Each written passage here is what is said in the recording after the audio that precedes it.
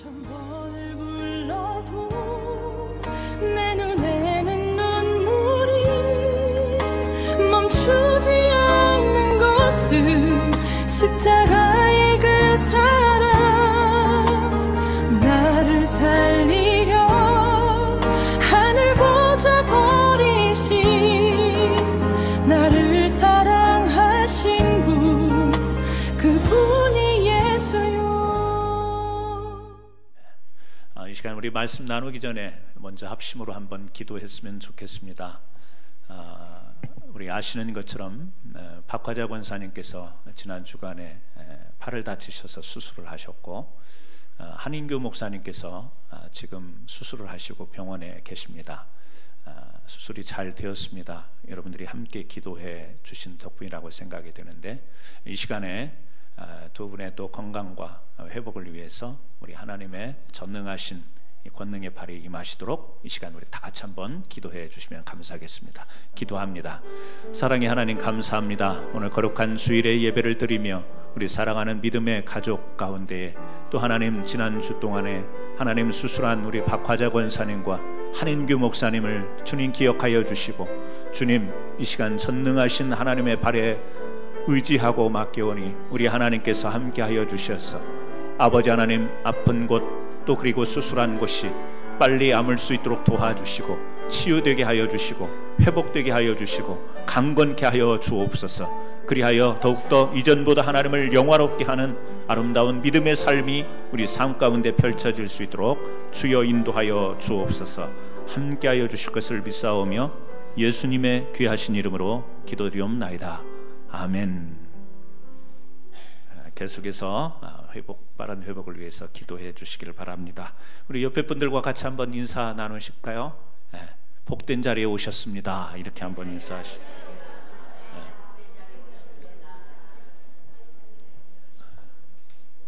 복된 자리에 오셨기 때문에 돌아가실 때 반드시 복을 받고 가셔야 됩니다.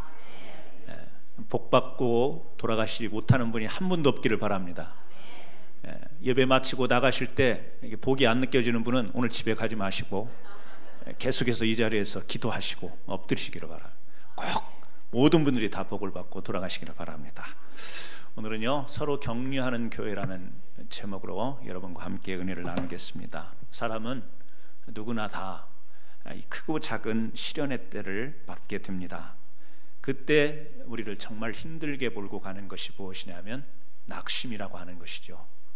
낙심, 마음이 다운되는 것입니다. 마음이 힘들어지는 거예요. 그래서 낙심이라는 말과 더불어서 우리 한국말에는 낙담이라는 말이 있습니다. 낙담이라는 말은 낙심이라는 말보다 조금 더 강한 말 같습니다. 무슨 말이냐면 간이 떨어질 정도로 힘들고 어렵다, 이게 낙담이죠. 우리가 시련이 주어질 때 우리 사람이 낙심하고 낙담하게 됩니다. 그러다 보면 무서운 유혹이 하나 더해지는데, 그것은 뭐냐면 열심히 일을 하다가도 일을 포기하고 싶은 유혹이 생긴다라고 하는 것이죠. 의욕 상실이 깊어지면서 사람이 가지고 있던 힘마저 다 잃게 됩니다. 그래서 심지어 어떤 사람들은 탈진, 힘을 다 잃어버리는 것이죠. 이렇게 되기도 합니다. 이때 침체된 늪에서 벗어날 수 있는 하나의 방편이 있다면 그것은 격려라고 하는 것입니다. 격려라고 하는 것은 쉽게 이야기하면 우리 안에 힘을 풀어 넣는 것이에요. 영어로 우리가 격려라는 말을 encouragement라고 하는 말인데요, 이 단어 속에 가운데 보면 courage, 용기라는 단어가 이 가운데 딱 들어가 있습니다. 그러니까 격려라고 하는 이 영어 단어를 보면 중간에 이 용기라는 단어가 담겨 있는데, 무슨 이야기냐면 격려는 우리에게 다시 한번 용기를 풀어 넣는 것, 이것이 격려라고 하는 것이죠. 대부분 우리가 삶을 살아가면서 자신 있게 살아가기도 하고 담대하게 살아가기도 하지만, 많은 경우에 있어서 많은 사람들이 확신하지 못하는 가운데 살아가는 삶의 내용을 안고 있습니다. 무슨 일을 할 때마다 이거 내가 잘하고 있는가, 이런 생각이 들 때가 있는 것이죠. 저는 목회자로서 간혹 그런 생각을 할 때가 있습니다. 내가 목회를 잘하고 있는가, 뭐냐면 확신이 서지 않는 그런 때가 이 순간순간 마음속에 생길 때가 있는 거죠. 사업하시는 분들은 내가 이렇게 사업을 이렇게 경영을 하는 것이 잘하고 있는 것인가, 이렇게 스스로에게 의구심이 들 때가 있죠. 또 우리 직장에서도 가정에서도 학교에서도 내가 잘하고 있는 것일까, 이 확신에 차지 않는 그런 마음이 들 때가 있습니다. 우리 사람은 늘 그 망설임 또 주저함 이런 것이 있죠. 이때 격려가 주어진다면 우리가 그 망설임 가운데, 주저함 가운데, 또 확신이 서지 않는 가운데 한 발 더 내딛어서 확신으로 나갈 수 있는 힘이 되는 것, 이것이 격려라고 하는 것입니다. 아브라함 링컨 대통령의 가슴 속에, 이 호주머니 속에 항상 하나의 편지가 있었다고 그래요. 근데 그 편지가 누구냐면 전혀 아브라함 링컨이 알지 못했던 어떤 소녀로부터 받은 격려의 편지였답니다. 그냥 대통령이니까 대통령을 한 순진한 이 꼬마 소녀가 대통령을 위해서 격려하는 편지를 썼는데, 링컨 대통령이 누군지도 모르는데 그 짧은 글 하나 편지를 받아보고 얼마나 힘이 되고 격려가 됐는지 그것을 이 호주머니 속에 담고 살았다고 하는 그런 이야기가 전해져 옵니다. 대통령에게도 격려가 필요했던 것이죠. 우리가 잘 아는 존 맥스웰이라는 사람이 이런 이야기를 합니다. 격려는 영혼의 산소와 같다. 유리잔에 담겨있는 촛불, 여러분 유리잔 안에 있는 촛불 집에 가정에 많이 있죠. 촛불이 계속 탈 수 있는 것은 바로 산소가 공급이 되기 때문입니다.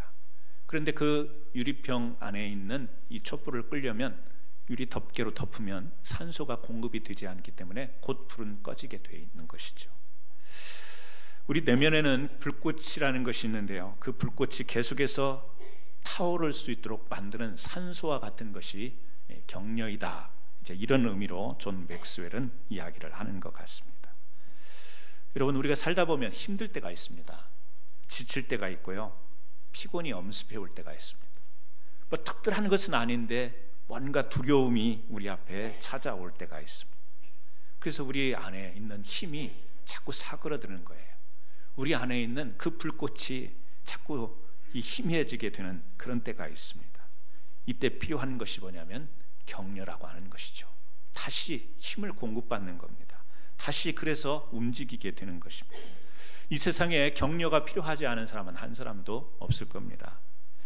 사람이라고 하는 존재는 공급받는 존재예요.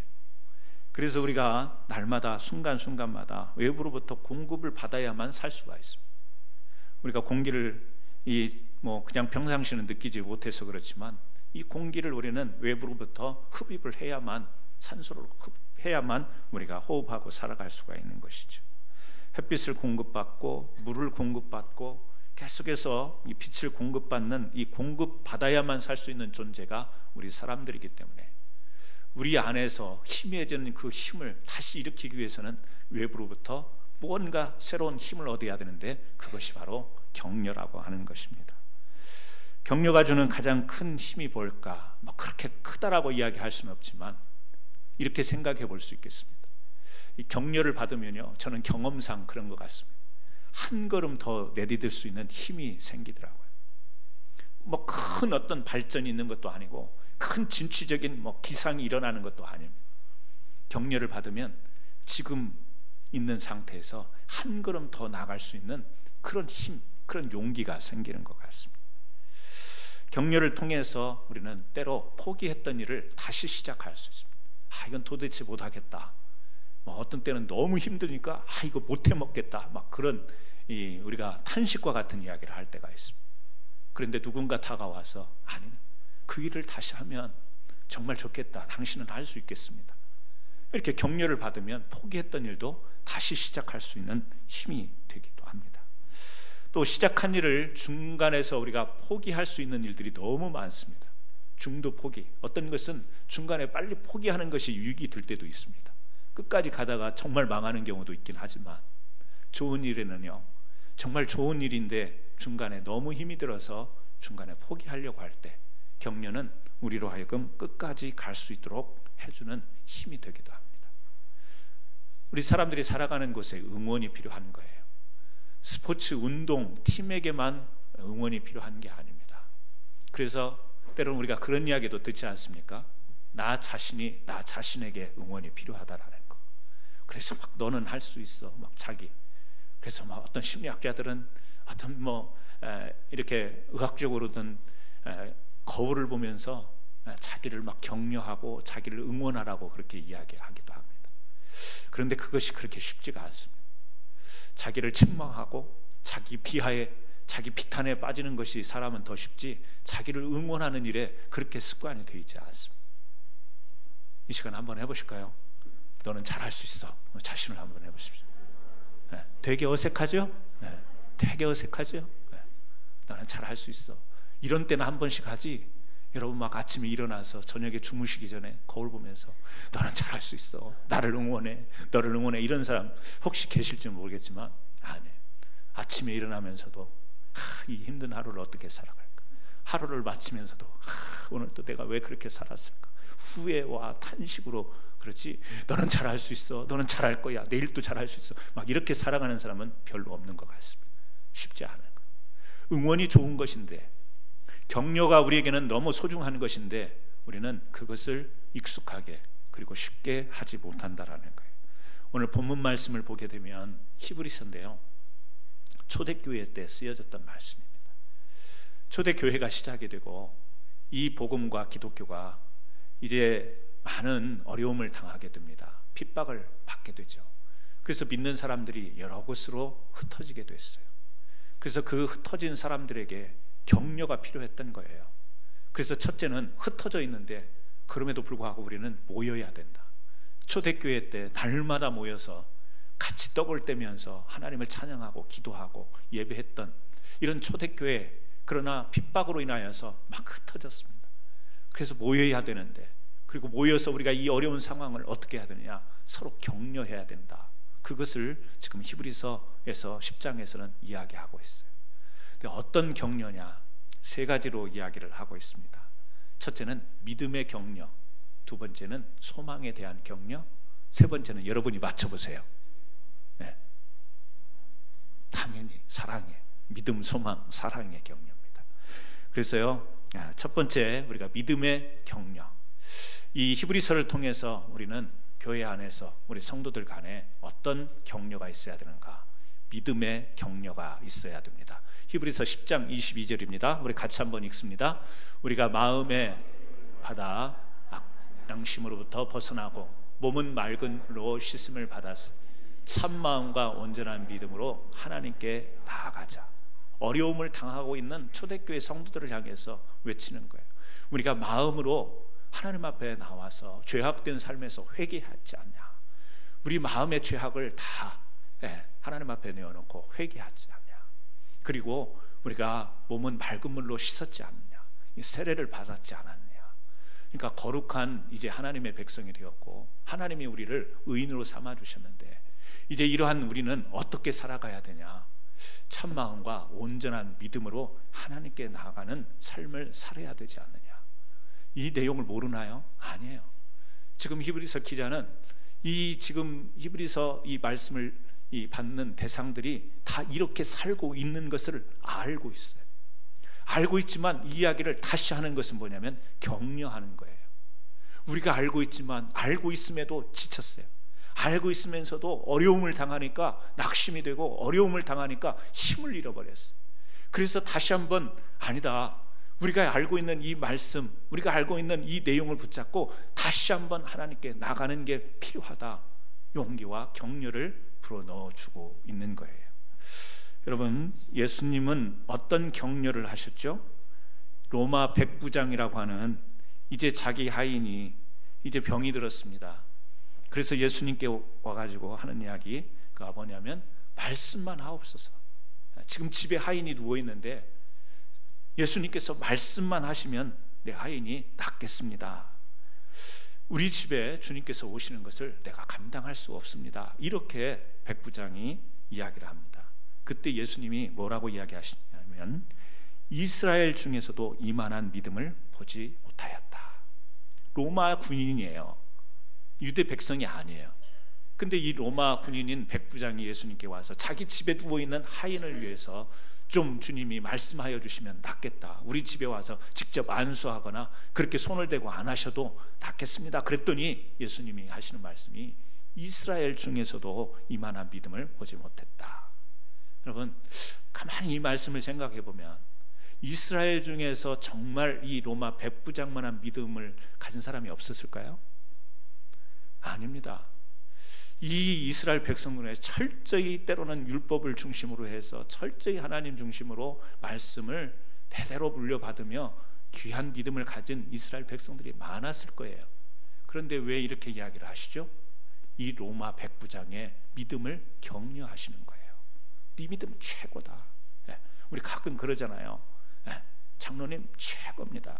김재봉 장로님 최고입니다. 그럼 진짜 최고라고 생각하시면 안 돼요. 격려하는 거지. 격려하는 거지. 짱이야, 뭐 최고야, 막 이럴 때 우리가 뭐죠? 최상의 표현인 거예요.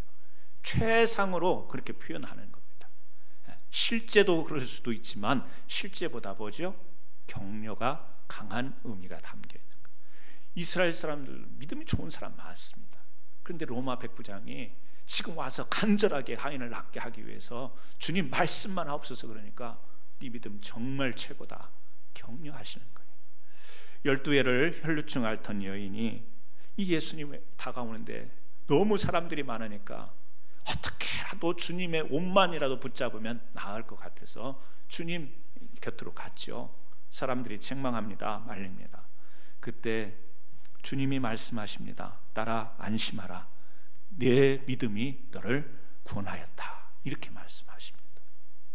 옷자락을 붙잡으면 자기 병이 나을 것 같은 그 간절함, 정말 나을 확신을 가지고 했는지는 모르지만 너무 간절한 거예요. 왜? 자기 삶이 너무 고통스러우니까, 너무 힘드니까. 다 포기한 상태이지만 그래도 신랄 같은 하나의 희망을 안고 그 주님에 대한 들었던 이야기를 가지고 옷을 만졌는데 그때 주님이 하시는 말씀이 따라 안심하라, 내 믿음이 너를 구원하였다. 뭐죠? 믿음을 격려해요. 그 여인의 신랄 같은 믿음을 격려하시는 거예요. 아니, 옷을 터치하는데 그게 믿음이에요? 여러분? 믿음이라고 하면 기도도 있어야 되죠. 말씀도 알아야 되죠. 예배도 드려야죠. 그래야 그게 믿음 아니에요? 그리고 믿음 생활 아니에요? 옷자락을 그냥 댔는데 그게 무슨 믿음이에요? 그런데 그 믿음이 너를 구원했다. 뭐죠? 그 마음속에 간절함으로 하는 그 바람, 믿음을 격려하시는 겁니다. 그래서 이 12 혈루증 앓은 여인이 치유를 받았다고 생각해봐요. 그럼 너는 계속 네 믿음을 지켜라, 옷만 만지고 다녀라, 이렇게 주님이 말씀하셨을까요? 아니죠. 온전한 믿음으로 치유받고 회복되고 난 뒤에는 온전한 예배자가 되고 정말 참된 이 그리스도인이 되기를 원하셨을 거예요. 그러나 그 현장에서는 그 여인의 그 믿음을 무시하지 않고 격려해 주시는 거였죠. 가나안 여인이 주님 앞에 나옵니다. 딸의 병을 고쳐주기를 바라면서 개들도 부스러기는 먹나이다. 자기는 정말 저 밑에서 이 개, 짐승들이 부스러기 떨어진 거 주워 먹듯이 그런 심정으로 주님 앞에 나와서 좀 어떻게라도 이 딸의 병을 고칠 수 있겠습니까? 라고 했을 때 역시 주님이 동일한 이야기를 하죠. 여자여, 네 믿음이 크도다.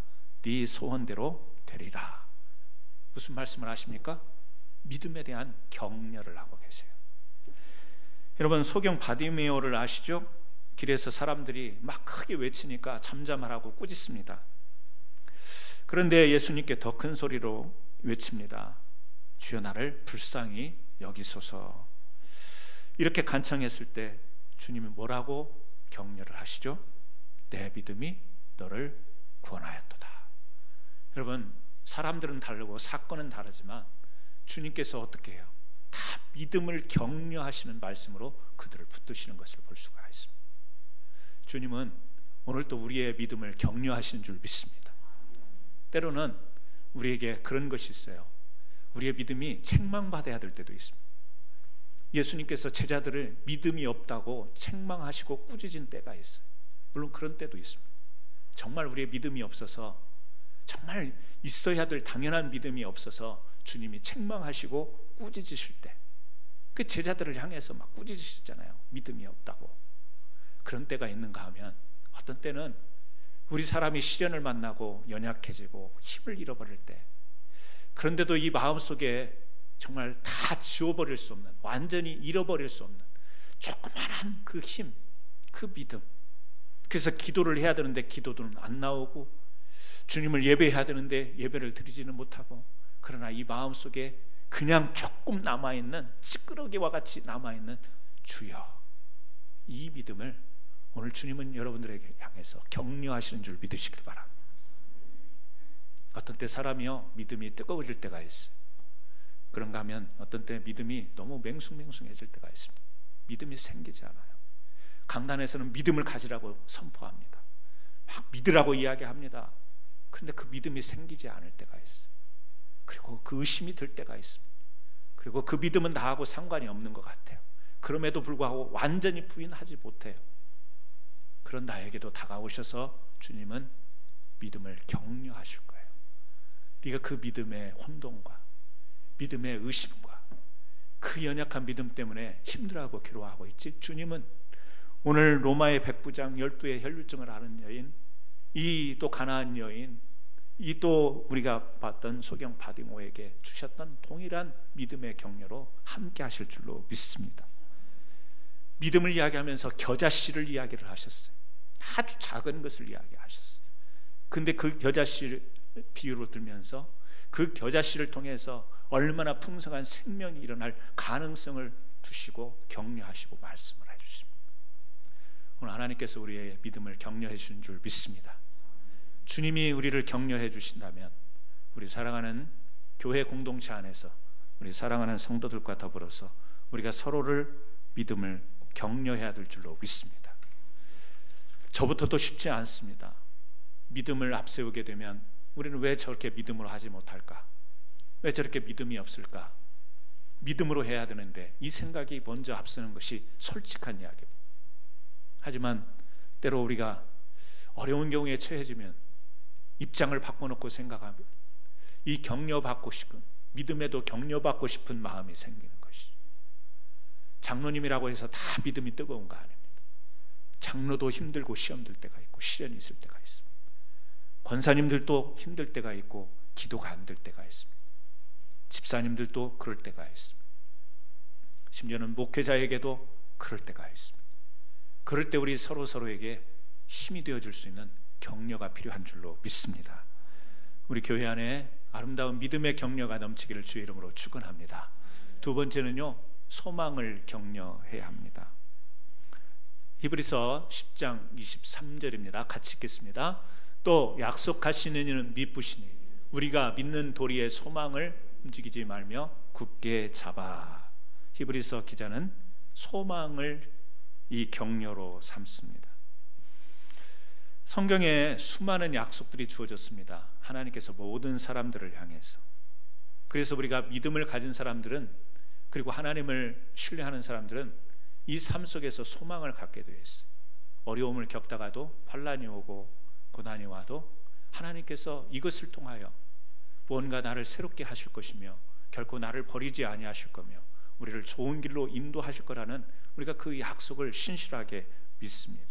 그리고 그것을 붙잡고 우리의 앞에 일어날 앞일과 앞날에 대한 소망을 갖게 되는 거예요. 우리가 때로 이 믿음이 연약해질 때 일어나는 일은 뭐냐면 앞일에 대한 불안입니다. 앞일에 대한 불안. 왜? 불확실하니까. 지금 내일 일을 알 수 없으니까. 지금 내일 앞을 볼 수가 없기 때문에 불안하고 불확실한 거예요. 그때 우리에게 필요한 것이 뭐냐면 믿음이고 소망인 것이죠. 누구나 볼 때 불안한 상황이고 불확실한 상황이지만 하나님이 함께 하시고 반드시 너를 축복하고 반드시 너를 도와주리라, 짧은 성경 한 구절만을 붙들더라도 우리 마음속에 소망이 생기게 되어 있는 거예요. 저는 저와 여러분에게 이 소망이 항상 유지되기를 바랍니다. 아멘이 없잖아요. 믿음을 가지고 살지만 이 소망을, 우리가 믿음, 소망, 사랑을 외치지만 결코 쉬운 일이 아니라는 거예요. 우리는 성경 구절을 너무 쉽게 암송합니다. 믿음, 소망, 사랑, 이것은 우리 기독교회, 교회의 대표적인 슬로건과 같은 그런 말씀이에요. 그런데 실제 소망 가운데 살아가지 못해요. 너무 잘하는 말씀인데, 너무 그렇게 살아야 되는데 그게 잘 안 되는 것이 소망입니다. 그래서 여기에도 핍박을 당합니다. 교회가 흩어집니다. 사람들이 흩어집니다. 앞으로 이 믿음 생활하는 것이 어떻게 될지 모르는 이 초대교회 가운데, 불안한 가운데, 심지어는 어떤 사람들은 붙잡혀서 옥에 갇히고 어떤 사람들은 순교를 당하는 그때에, 내일 일을 알 수 없을 때, 내일 내가 붙잡힐지 모르는 그때에 소망의 격려를 우리에게 주는 것이죠. 우리가 믿는 도리의 소망을 움직이지 말며 굳게 잡아라. 놓치지 마. 흔들리지 마. 이거에 대해서 약해지지 마. 지금 그런 격려죠. 우리가 서로에게 소망을 이야기해야 됩니다. 우리 조금 지금으로부터는 언제일지는 모르지만 하나님의 영원한 나라에 대한 소망, 하나님 나라에 대한 소망, 그리고 이 땅에 사는 동안에는 늘 주님이 함께 하심으로, 비록 공고한 자리에, 또 우리가 어려운 자리에 간다 할지라도 그것을 통해서 더 정금같이 단련하시고 하나님 앞에 아름답게 나아갈 수 있도록 인도하실 하나님에 대한 소망을 서로 격려해야 될 줄 믿습니다. 믿는 사람들이 소망이 없고요, 아유 그러다가 어떻게 될까, 그러면 어떻게 되지, 불안하고 이런 것을 격려 대신에 나눈다면 우리는 믿음의 공동체가 아닌 것이죠. 허풍 떨라는 이야기가 아닙니다. 막연하게 잘 될 거야, 걱정 마, 좋은 일이 일어날 거야, 이게 아니라요, 소망이라고 하는 것은 뭐죠? 하나님의 붙드심과 함께 하심이 있는 것이 소망이기 때문에, 그래서 우리는 그냥 말로 잘 될 거야, 좋은 일이 있을 거야, 이게 아니라 우리가 서로 소망을 가지고 격려하기 위해서는 반드시 거기는 기도가 필요한 거예요. 우리 성도들 간의 최고의 응원은 뭘까요? 기도하는 거예요. 기도로 그 사람을 응원하는 거예요. 그 사람의 식어버렸던 소망을 기도로 다시 일으켜주는 것, 이것이 소망으로 서로 격려하는 것입니다. 그래서 우리 교회에 어려운 일이 생기거나 아니면 어떤 문제가 생길 때 우리 성도님들에게 요청을 하잖아요. 합심으로 기도합시다, 기도해 주세요. 요청하는 이유가 뭐죠? 우리가 어려운 가운데 때에 힘을 잃어버릴까 봐. 그래서 믿음과 소망에 대한 이런 힘까지도 다 탈진해 버릴까 봐 우리 성도들이 소망에 대해서 주님이 붙들어 주십니다. 함께 하실 겁니다. 우리는 알 수 없지만, 우리는 볼 수 없지만 주님이 역사해 줄 거예요. 그러면서 주님 앞에 다가가고 의지하고 기도하면서 사람에게는 소망을, 그 소망의 불씨가 사그라들지 않도록 응원하는 것, 이게 소망에 대한 격려이죠. 여러분, 우리 교회 안에서 우리 성도님들 막연히 그냥 잘 될 거예요 이런 말로 격려하지 마시고요, 때로는 그런 말을 못해도 정말 간절하게 기도하여 저 사람이 하나님 곁에서 다시 일어나게 하옵소서, 믿음 가지고 일어나게 하시고 말씀 가지고 일어나게 하시고 소망 가지고 버틸 수 있도록 하나님 힘 주시옵소서. 우리가 기도로 그렇게 소망에 대한 격려가 있어야 될 줄 믿습니다. 여러분, 우리 교회라는 게 뭐예요? 교회 공동체라는 게 뭡니까? 어떤 때는 교회가 세상보다 못할 때가 있어요. 세상에 어려움 당하면 정으로, 동정으로라도 다가가서 위로하고 격려하는데요, 교회 안에서 세상보다 못한다면 여러분 어떻게 되겠습니까? 찾아가고 돌보고 돌아보는 것은 당연한, 거기에다가 우리에게는 뭐가 있어요? 기도라고 하는 이 방편이 있는 거예요. 저 사람을 소망 가운데 일으킬 수 있는 그 방편이 우리에게 주어졌는데, 그게 뭐냐면 중보 기도인 거예요. 그래서 우리가 함께 기도하는 것입니다. 어려움을 당한 사람만을 위해서 기도하는 게 아니죠. 잘 되고 좋은 일을 하고 정말 계속해서 이 일이 하나님 앞에, 세상 앞에 선한 일이 되도록 계속 응원하는 기도도 소망의 격려가 되는 것입니다. 그런 기도가 넘쳐나는 우리 교회 되기를 예수님의 이름으로 축원합니다. 마지막으로 세 번째, 사랑과 선행을 격려해야 합니다. 히브리서 10장 24절입니다. 같이 읽습니다. 서로 돌아보아 사랑과 선행을 격려하며.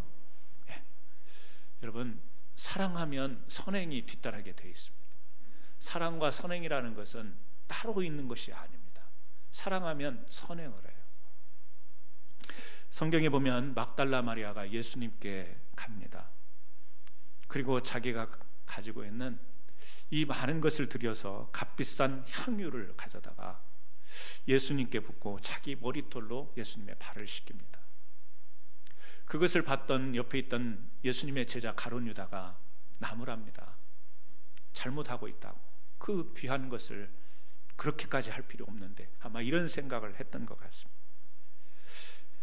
유다의 비난으로부터 예수님은 무슨 말씀을 하냐면, 저가 내게 좋은 일을 하였느니라.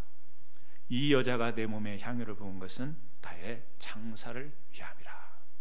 주님이 어떤 분이시며 앞으로 어떤 일을 하실지를 아는 이 여인이 다가와서 이 예수님께 사랑, 그런데 그 사랑을 실제 행함으로 나타냈는데, 그건 뭐냐면 자기가 가진 것을 가지고 값비싼 향유를 들어서 주님 앞에 붓는 행실을 한 거예요. 예수님에 대한 사랑이 있으니까 자기가 그렇게 자기의 것을 헌신할 수 있었던 것, 그것을 주님은 뭐라고 이야기하냐면 저가 내게 좋은 일을 했다, 선을 행했다, 이렇게 이야기하는 것입니다. 여러분, 사랑이 있을 때 선한 일을 할 수 있는 겁니다. 사랑이 없어도 선한 일을 할 수는 있을지는 모르겠습니다. 사랑이 있을 때 선한 것을 할 수 있습니다. 우리 사랑하는 성도님들을 보면 참 교회를 사랑하십니다. 그리고 정말 우리 성도들 서로를 사랑하는 것 같아서 감사합니다. 사랑하는 사람들은 선한 일을 해요. 자기의 수고, 자기의 헌신을 아끼지 않습니다. 그래서 교회에 와서 시간 들여, 또 물질 들여, 자기 피곤한 몸 다 헌신해서 봉사하는 분들을 우리가 많이 보게 됩니다. 하나님에 대한 사랑, 물론 그렇지 않을 수도 있겠지만 저는 그렇게 의심하지 않습니다. 하나님에 대한 사랑이 없으면 저렇게 시간을 내서, 저렇게 자기 물질을 들여가면서, 저렇게 자기 몸을 희생해 가면서 할 수 있을까? 뭐죠? 선한 일인 거예요. 그것에 대해서 우리는 서로 격려해야 됩니다. 집사님 고맙습니다. 권사님 감사합니다. 장로님 그렇게 수고해 주셔서, 형제님 자매님 그렇게 애써 주셔서 감사합니다. 사실 저도 익숙하지는 않습니다. 그런 것들이 쉽게 격려가 이 표현이 되지는 않지만 그게 우리에게는 필요합니다. 사랑으로 선행을 행하는 일, 사랑으로 좋은 일 하는데 어떤 사람들은 옆에서 그런 이야기 합니다. 적당히 해라. 적당히 해라. 네 몸 부서진다. 적당히 해라. 좀 자기 좀 챙기지. 그 시간 있으면 좀 자기 가족들 돌보지. 좀 너를 위해서 좀 가꾸지. 여러분, 격려가 아니죠. 나는 사랑으로 하나님 앞에 좋은 일을 한다고 하는데 옆에서는 격려가 아니라 바람을 빼는 것이죠. 그렇게 한다고 누가 알아주냐? 그렇게 한다고. 여러분, 간혹 우리가 그런 일을, 우리 교회에서는 거의 찾아볼 수 없지만 간혹 그런 일들이 교회 안에 있을 때가 있어요. 옆에서 힘 빠지게 만드는 소리. 나는 사랑해 사는데, 나는 주님이 좋아서, 주님이 베풀어 주신 은혜가 내 삶 속에 깊이 스며들어서 나도 모르게 그런 일을 하면 힘이 나고, 교회 와서 봉사를 하고 주님의 일을 하고 다른 사람들에게 힘이 되어줄 수 있는 일을 하면 내가 오히려 더 힘이 나서 하는데, 옆에서는 적당히 해, 그만해, 막 이래요. 자신이 못하니까 남들도 못하게 하는 경우가 있습니다. 아멘이 안 나오고 마저가 나와버리네. 할렐루야. 여러분, 서로를 우리가 사랑과 선행에 대한 격려가 우리 교회 안에서 많이 일어났으면 좋겠습니다. 물론 어떤 때는 정말 내가 마음에 원치 않는데도 해야 될 일도 있습니다.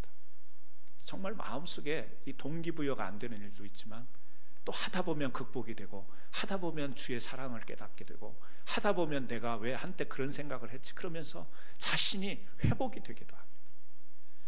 그래서 우리가 사랑이 있어야 선행을 하기도 하며, 또 어떤 때는 하다 보면 우리가 하나님의 사랑을 다시 깊이 깨닫기도 하고, 그 사랑의 동기가 되어서 우리가 많은 일들을 섬기고 봉사하게 되기도 합니다. 그런데 옆에서 한마디가 찬물을 끼얹을 때가 너무 많기 때문에 우리가 서로 격려가 필요해서 우리가 서로 그래서 힘이 되고 서로 힘이 나서 아름다운 이 신앙의 공동체를 이룰 수 있다면 더없이 좋지 않은 아름다운 하나님의 격려받는 공동체가 되지 않겠습니까? 말씀을 마칩니다. 골리앗을 거꾸렸던 용장 다윗에게도 낙심과 좌절의 시간이 있었습니다. 사울왕의 시기 미움으로 인해서 이 생명의 위협을 받고 이 쫓겨다니며 마음이 지칠 대로 지친 그런 상황이 있었습니다. 그때 친구 요나단이 이 낙심한 다윗을 위로합니다. 성경에 보니까 주 안에서 다윗을 강건하게 하였다. 누가요? 요나단이 다윗을. 요나단 자기 아버지가 다윗을 죽이려고 하는데 요나단은 다윗에게 힘이 되어주는 친구가 되었습니다. 여러분, 오늘 우리 안에도 요나단처럼 격려하는 사람들이 필요합니다. 교회 안에서뿐만 아니라 이 사회에서도 그렇습니다. 지친 사람이 있습니다. 낙심된 사람, 두려워하는 사람, 포기하려는 사람, 한 걸음만 나가면 되는데 한 걸음을 떼지 못하는 사람, 주저앉으려는 사람. 제가 지금 열거해드린 그런 사람 가운데 우리도 한 사람일 수 있습니다. 지치기도 하고 낙심되기도 하고 두렵기도 하고 한 발짝을 움직이지도 못하는 그런 사람이 바로 나일 수 있습니다. 오늘 주님의 위로가 필요하고 주님의 격려도 필요하고, 그러면서 또한 우리 사랑하는 믿음의 형제들과 자매들, 우리가 한 교회를 다니고 있기에 이 교회 안에서 서로 위로하고 격려해 줄 때 더욱더 치유되고 회복되고 하나님의 아름다운 역사가 일어나는 교회 될 줄로 믿습니다. 말씀을 들으셨는데 꼭 실천하시기를 바랍니다. 지금 한번 테스트를 실험을 하시고 옆에 있는 분들에게 한번 격려해 주십시오. 들은 말씀이 하나도 생각이 안 나죠? 격려 한번 해 주십시오.